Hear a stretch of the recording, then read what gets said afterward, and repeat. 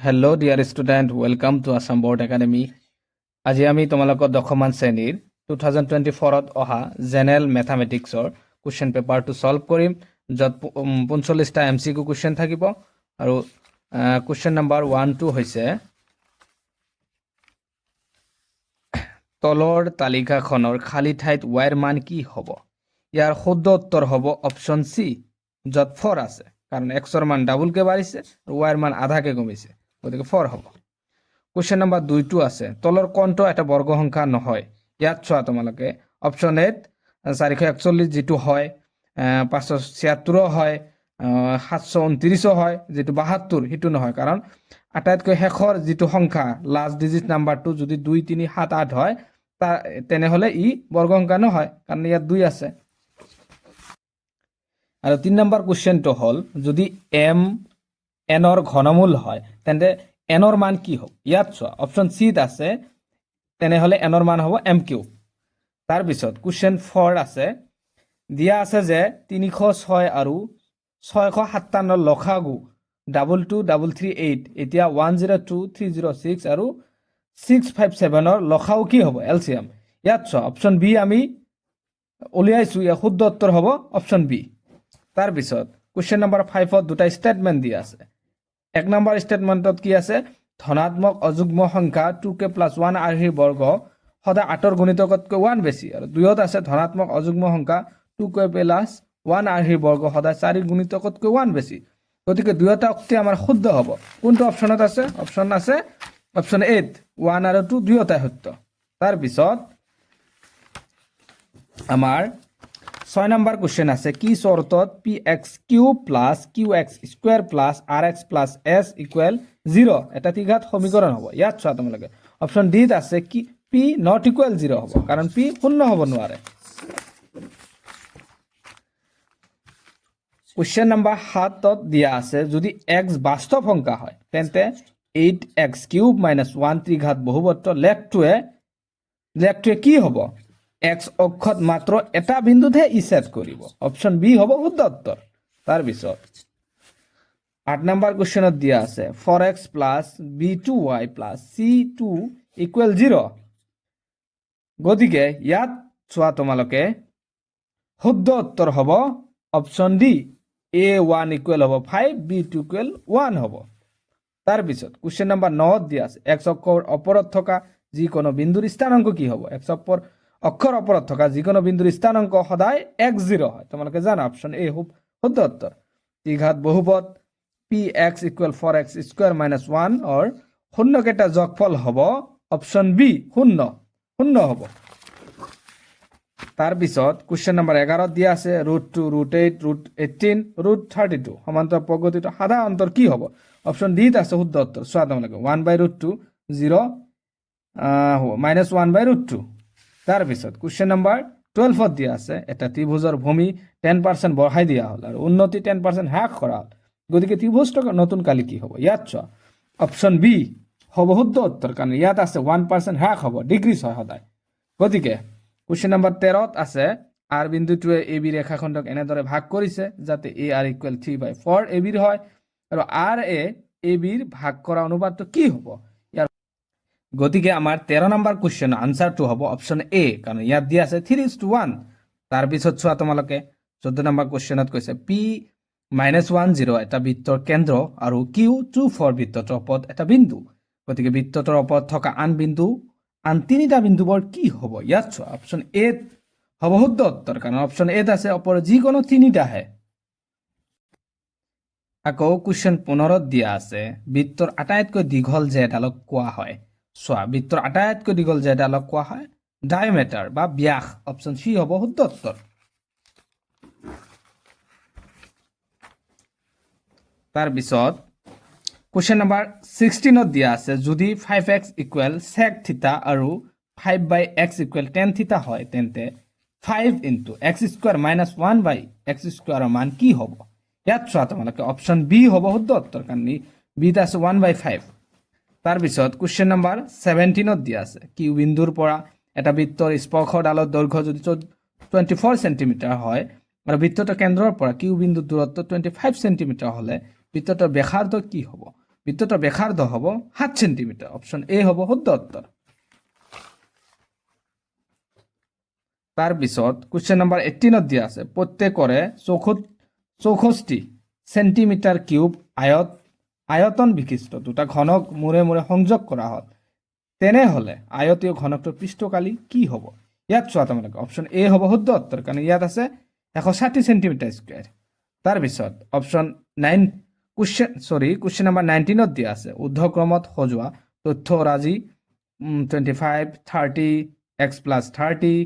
35 plus x 40 plus x ৰ মধ্যমা 35 হলে x ৰ মান কি হ'ব ইয়াত চোৱা অপশ্যন বি হ'ব শুদ্ধ উত্তৰ কাৰণ x ৰ মান হ'ব 5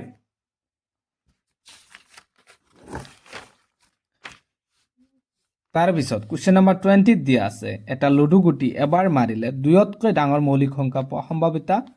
কিমান বাৰ হ'ব ইয়াত চোৱা তোমালোকে অপশ্যন ডি হ'ব শুদ্ধ উত্তৰ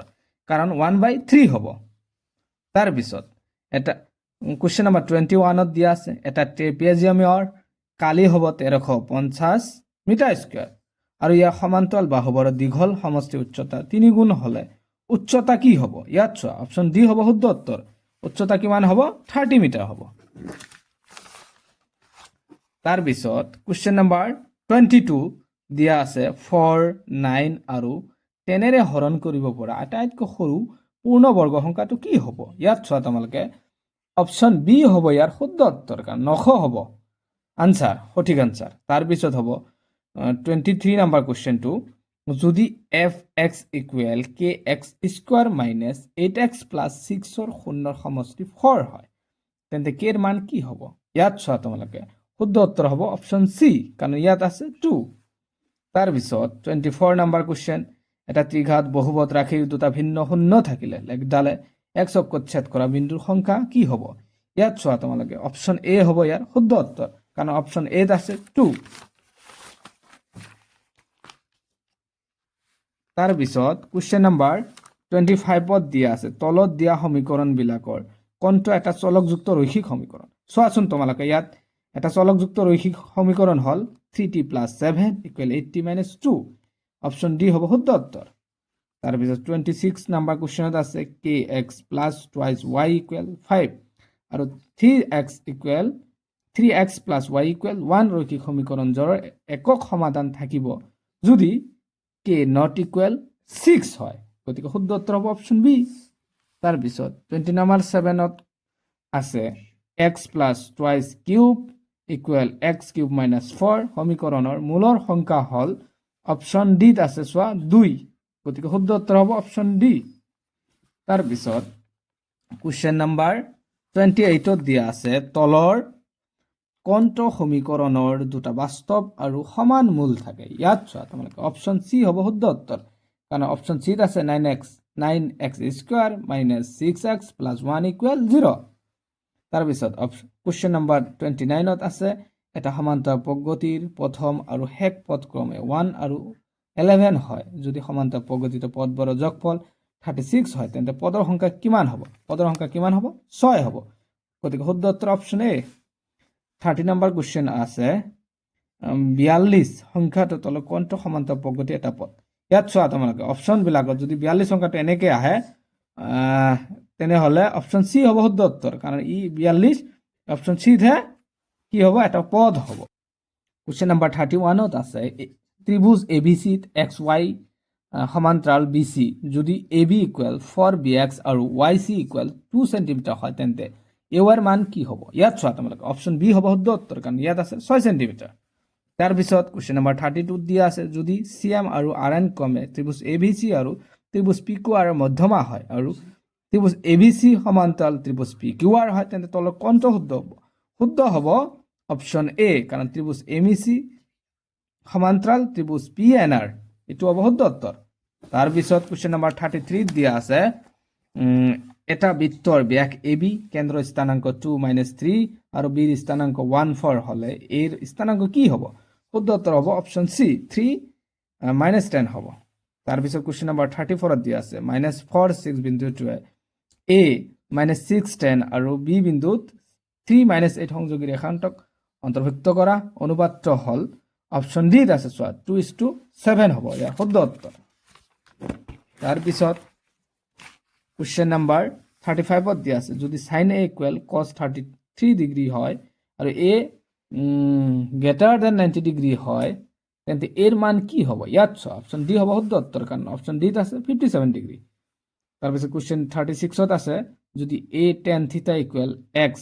আৰু b cot থিটা ইকুৱেল y হয় তেন্তে x y এৰ মান কি হ'ব ইয়াত চোৱা অপশ্যন ডি হ'ব শুদ্ধ উত্তৰ অপশ্যন ডিত আছে a b তাৰপিছত কুৱেশ্যন নাম্বাৰ 37ত দিয়া আছে যদি এটা বিন্দু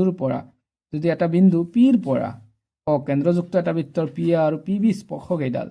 পৰস্পৰ 80 ডিগ্ৰী কোণত হালি থাকে তেন্তে এংগেল PO এৰ মান কি হবে ইয়াত চোৱা অপশ্যন বি হ'ব শুদ্ধ উত্তৰ কাৰণ ইয়াত আছে 50 ডিগ্ৰী তাৰপিছত কুৱেশ্যন নাম্বাৰ 38ত আছে আৰ ব্যাসাৰ্ধৰ এটা বৃত্তৰ কেন্দ্ৰত কোণটোৰ ডিগ্ৰী মাপ থিতা বৃত্তকলাটোৰ এটা চাপৰ দৈৰ্ঘ্য হ'ব ইয়াত চোৱা অপশ্যন বি হ'ব শুদ্ধ উত্তৰ কাৰণ থিতা পাই r বাই 180 ডিগ্ৰী আছে অপশ্যন বি কুৱেশ্যন নাম্বাৰ 39ত আছে বৃত্তৰ ভিতৰত থকা বিন্দু এটাৰ মাজে টানিব পৰা স্পৰ্শকৰ সংখ্যা হ'ল 0টা শুদ্ধ উত্তৰ হ'ব অপশ্যন এ তাৰপিছত কুৱেশ্যন নাম্বাৰ 40ত আছে যদি এটা বৃত্তৰ পৰিধি 22 সেন্টিমিটাৰ হয় তেনেহ'লে বৃত্তটোৰ এটা চকৰ কালি কিমান হ'ব 77/8 সেন্টিমিটাৰ স্কয়াৰ হ'ব গতিকে অপশ্যন সি হ'ব শুদ্ধ উত্তৰ তাৰপিছত কুৱেশ্যন নাম্বাৰ 41ত আছে এটা গোলকৰ আয়তন আৰু পৃষ্ঠকালি সমান গোলকটোৰ ব্যাস হ'ব 6 ইউনিট বা 6 একক গতিকে শুদ্ধ উত্তৰ অপশ্যন বি কুৱেশ্যন নাম্বাৰ 42ত আছে একে ব্যাসাৰ্ধ আৰু এক উচ্চতাযুক্ত এটা শংকু আৰু এটা চুঙাৰ আয়তনৰ অনুপাত হ'ব অপশ্যন শুদ্ধ উত্তৰ হ'ব অপশ্যন বি কাৰণ ইয়াত আছে 1:3 তাৰপিছত কুৱেশ্যন নাম্বাৰ 43ত আছে চোৱা মধ্যমা আৰু বহুলকৰ পাৰ্থক্য যদি 24 হয় তেন্তে মাধ্য আৰু মধ্যমাৰ পাৰ্থক্য কিমান হ'ব গতিকে শুদ্ধ উত্তৰ হ'ব অপশ্যন বি কাৰণ ইয়াত আছে 12 কুৱেশ্যন নাম্বাৰ 44ত চোৱা প্ৰথম একোটা স্বাভাৱিক সংখ্যাৰ পৰা এটা সংখ্যা লোৱা হ'ল সংখ্যাটো 4ৰে বিভাজ্য হোৱাৰ সম্ভাৱিতা হ'ল 3/25 গতিকে অপশ্যন এ হ'ব কুৱেশ্যন নাম্বাৰ 44 শুদ্ধ আনসাৰ তাৰপিছত চোৱা তোমালোকে কুৱেশ্যন নাম্বাৰ 45 যেটো লাষ্ট কুৱেশ্যন অতি মনোযোগেৰে চাবা তলৰ কোনটো এটা ঘটনাৰ সম্ভাৱিতা হ'ব নোৱাৰে ইয়াত হ'ব অপশ্যন সি শুদ্ধ উত্তৰ কাৰণ 1/2 কেতিয়াও এটা সম্ভাৱিতা হ'ব নোৱাৰে আশা কৰোঁ আপোনালোকে ভিডিঅ'টো বুজি পাইছে যদি আমাৰ এই ভিডিঅ'টো বুজি পায় গতিকে ভিডিঅ'টোত লাইক কৰিবা কমেণ্ট কৰিবা আৰু আপোনালোকৰ বন্ধু বান্ধৱীহঁতক শ্বেয়াৰ কৰিবলৈ নাপাহৰিব থ্যাংক ইউ গাইজ ওয়েলকাম